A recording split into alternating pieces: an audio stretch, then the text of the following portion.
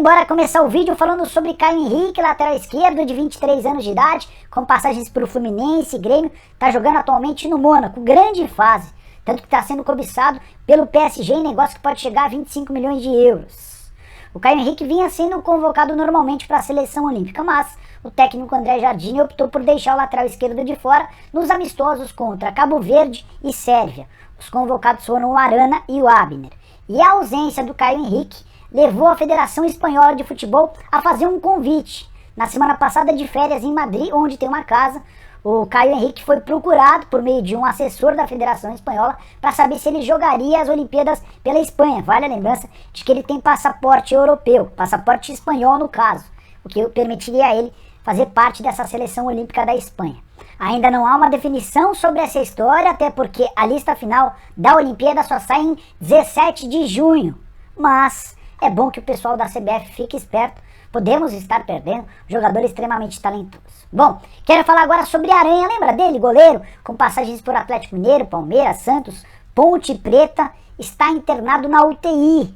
Por causa da pandemia, ele é mais uma das vítimas, teve 50% dos pulmões comprometidos, felizmente sem intubação na UTI. Está internado no Hospital das Clínicas em Pouso Alegre, Minas Gerais. Deseja pronta recuperação para o ex-goleiro aposentado desde 2018, quando defendeu o Avaí. O Aranha, que teve uma carreira bem marcada por turbulências, muita dificuldade, foi alvo de preconceito, não conseguiu voltar a jogar futebol, ele tinha pretensão, tinha também problemas com o peso. Esperamos que ele se recupere o mais rápido possível. Boa recuperação aí, tá bom, Aranha? Quero falar agora sobre Copete, já que contei sobre o Aranha ligado ao Santos, bora falar que o Copete está se despedindo do Peixe. O contrato dele termina agora no dia 18 e o Santos já comunicou ao atacante que não vai renovar o contrato. Nessa quinta-feira o Marinho fez uma postagem dedicada ao Copete, mostrando enorme carinho. O Marinho usou as redes sociais para se despedir, desejando muito sucesso e dizendo que o colombiano é uma das melhores pessoas com quem ele já trabalhou. De fato, os elogios e a forma como as pessoas tratam com carinho o Copete mostram que trata-se de um cara bem bacana. 33 anos de idade, no Santos desde 2016, ele trocou o Atlético Nacional, brigando por título da Libertadores, para defender o Santos. A única lamentação dele é sair do Santos sem ter conquistado um título. Jogador que cogita voltar para a Colômbia, especialmente se não pintarem propostas de clubes brasileiros. Então, você que torce para um time e imagina que o Copete poderia fazer parte desse seu elenco, sugira ao dirigente do seu clube do coração, quem sabe não acaba rolando. Bora falar agora sobre o Cruzeiro, que crise, hein? Crise sem fim na Raposa, que foi eliminada pela Juazeirense na noite dessa quarta-feira, caiu da Copa do Brasil na terceira fase, desperdiçando assim a chance de ganhar 2 milhões e 700 mil reais. Mas os problemas não terminaram por aí. Com a demissão do Felipe Conceição e a contratação do Mozart, já confirmado, ele inclusive já está em Belo Horizonte, o Pedrinho BH, que é um investidor que já colocou mais de 100 milhões de reais para ajudar o Cruzeiro nos últimos anos, decidiu romper relações com o Sérgio Rodrigues. O Pedrinho era contrário à chegada do Mozart. Ele defendia a contratação de um técnico com mais nome, com mais experiência, como por exemplo o Vanderlei Luxemburgo. Conversei com o Pedrinho antes de gravar esse vídeo e ele admitiu que não ajuda mais o Cruzeiro enquanto a Raposa for administrada pelo Sérgio Rodrigues. A frase é a seguinte: é verdade que eu rompi, não concordo com a filosofia de trabalho dele, ele não ouve ninguém, fecha aspas. O grande problema é que o Cruzeiro, que já vinha atrasando pagamentos de salários e direitos de imagem, deve se ver em situação ainda mais delicada a partir de agora, sem a possibilidade do aporte de alguém que tem, por exemplo, uma rede de supermercados com mais de 200 unidades e que faturou no ano passado 7 bilhões e meio de reais. Só para você entender, os supermercados BH empregam mais de 20 mil pessoas. Esse é o suporte capaz de oferecer o Pedrinho BH. Além de não conseguir pagar salários em dia, o que deve se acentuar a partir de agora, o Cruzeiro ainda soube nos últimos dias que vai ter até o dia 28 de junho para pagar ao Defensor do Uruguai 7 milhões de reais pela compra do Arrascaeta. Havia uma disputa bem antiga entre Cruzeiro e o Defensor do Uruguai a respeito dessa grana. Já houve uma determinação final, o Cruzeiro já foi condenado pela FIFA e pela Corte Arbitral do Esporte. Se não fizer o depósito até o dia 28, não vai conseguir mais inscrever jogadores. Isso porque vai sofrer uma nova punição mais uma punição a caminho do Cruzeiro, e duvido que o Cruzeiro consiga esses 7 milhões de reais, especialmente agora sem o suporte financeiro do Pedrinho BH. No ano passado o Cruzeiro já havia perdido 6 pontos também da FIFA por causa de um processo relacionado ao Denilson. Nos próximos dias vence também a última parcela do Denilson. E nesse caso específico, se não houver o pagamento, o Cruzeiro vai ser condenado a cair para a Série C do Campeonato Brasileiro. Ainda há uma outra pendência relacionada à FIFA para esse ano do Cruzeiro. Pendência que diz respeito ao Riascos. Não queria estar na pele do torcedor do Cruzeiro, situação dramática. Quero falar agora sobre o Flamengo e Gabigol. O Flamengo está muito, mas muito bravo com o atacante e também com a CBF. O Gabigol não se apresentou ontem à noite para ficar à disposição do Flamengo para a partida contra o Curitiba. A alegação do Gabigol é que a CBF, por meio do seu departamento médico, já havia informado ao Flamengo que ele tinha um edema muscular e que o impediria de jogar. O Flamengo ignorou essa sugestão da CBF e obrigou o Gabigol a se apresentar. O Gabigol não viajou para Curitiba, preferiu ficar em São Paulo, onde até foi flagrado jantando com amigos.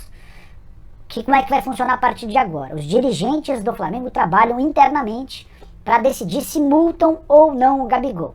É provável que essa multa só seja determinada a partir do momento em que o Flamengo tem a capacidade de avaliar a situação do Gabigol para entender se de fato havia um incômodo, se havia um edema.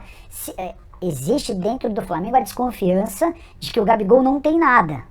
Eu acho bem estranha essa situação, até porque nenhum médico da CBF inventaria uma lesão ou um princípio de lesão para facilitar a vida do Gabigol, para permitir que ele não se apresentasse ao Flamengo. Mas a verdade é que o Gabigol mandou muito mal. Se o Flamengo, que é seu empregador, é aquele que se paga seu salário, determinou que ele tinha que se apresentar, pronto, acabou, tinha que ir para Curitiba e não ficar jantando com amigos.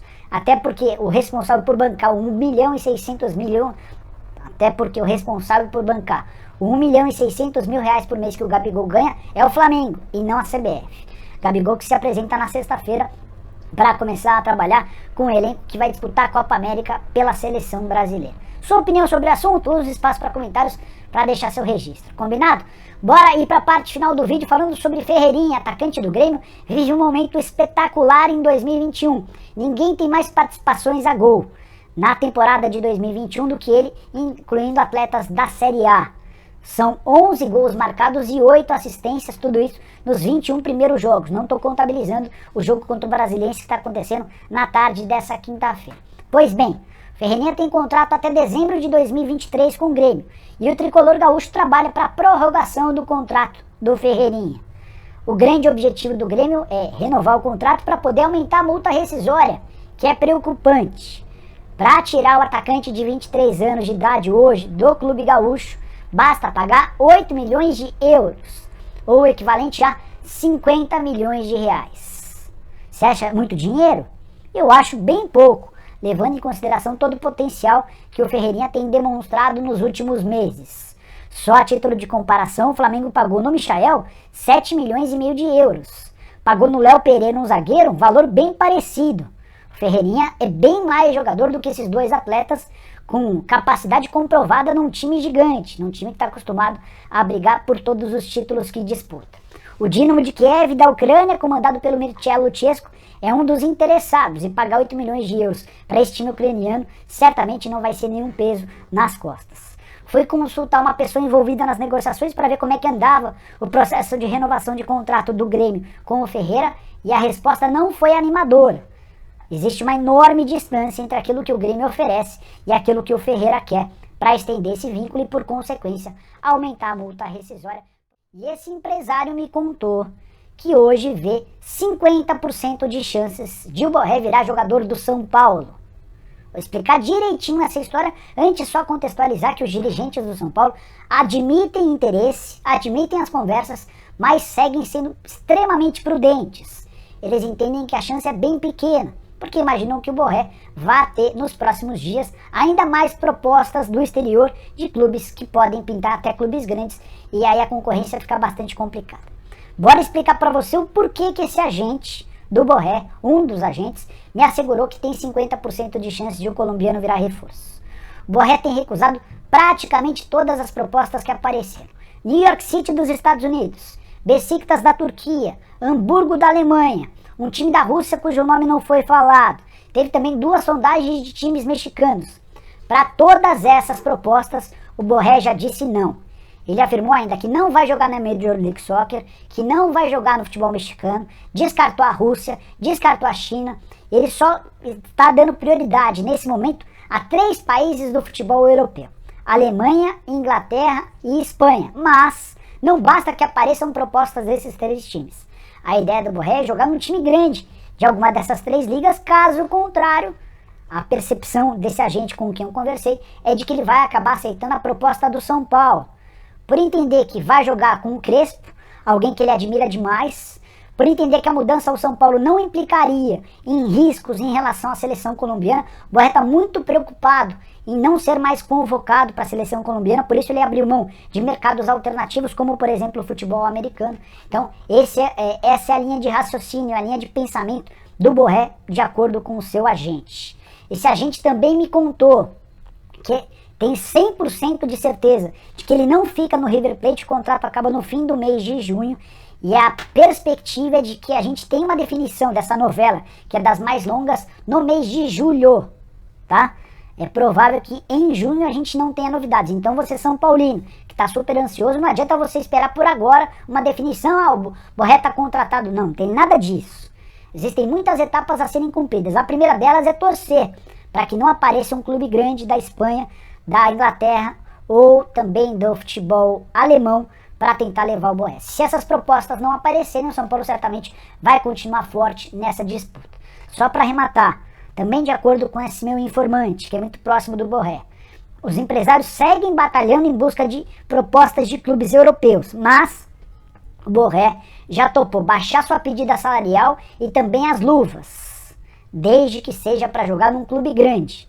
A prioridade no momento não é grana, e sim um projeto bacana, um projeto que dê a ele visibilidade. Só não sei se, por exemplo, se mudando para um clube grande da Inglaterra, ele vai ter tantas oportunidades quanto teria se mudasse, por exemplo, para o São Paulo. Precisamos aguardar por pelo menos alguns dias para ter uma grande novidade a esse respeito. Mas me chamou demais a atenção o fato de um dos representantes do Borré prever ou afirmar que o tricolor tem 50% de chances de receber o Borré. Me assustei com esse número.